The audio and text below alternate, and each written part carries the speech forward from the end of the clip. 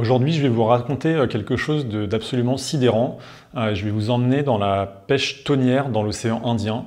La pêche thonière, c'est super important. Tout le monde connaît le thon, on a déjà consommé. C'est le poisson le plus consommé en France chaque année.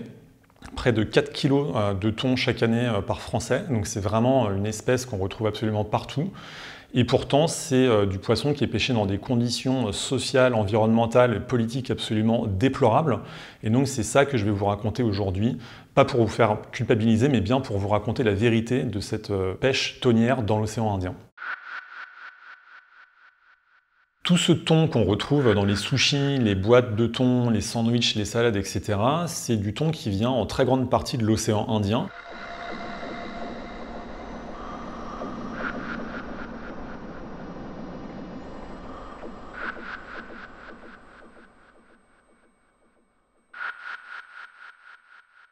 Ces espèces-là, elles sont migratrices. Ce sont des espèces qui vont être une partie de l'année à Madagascar, puis migrer dans les eaux des Comores, puis dans les eaux des Seychelles, etc.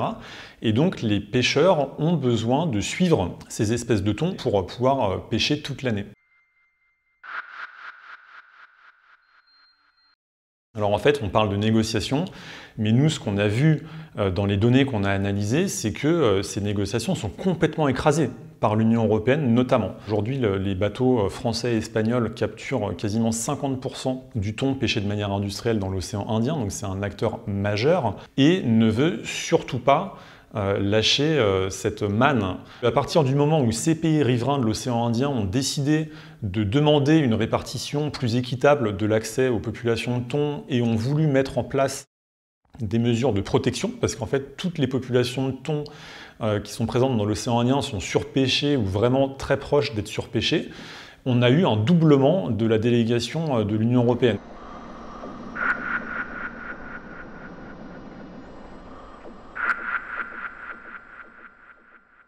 Et donc l'Union européenne envoie chaque année, pour négocier l'accès à ces espèces migratrices dans l'océan Indien, des délégations impressionnantes de juristes, de comptables et de lobbyistes industriels pour que surtout rien ne change dans le futur et que l'Union européenne continue d'écraser la concurrence dans cette zone-là.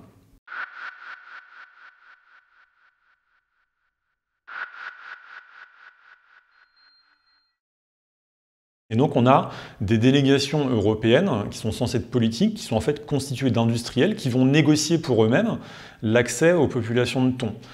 Et on a la force publique, les gouvernements, la Commission européenne, etc., qui sont simplement là en soutien aux industriels thoniers dans l'océan Indien. Donc on est vraiment dans un délire absolu. Il y a même une année où on touche le fond, en 2019, puisque le représentant de la pêche industrielle française, qui s'appelle Marc Giglia, de l'Union des armateurs de la pêche en France, est suppléant de la force publique. C'est-à-dire que si la chef de délégation de la France dans l'océan Indien tombe malade, c'est le représentant des industriels français qui prend la parole officiellement au nom de la France pour négocier l'accès aux populations de thon dans l'océan Indien.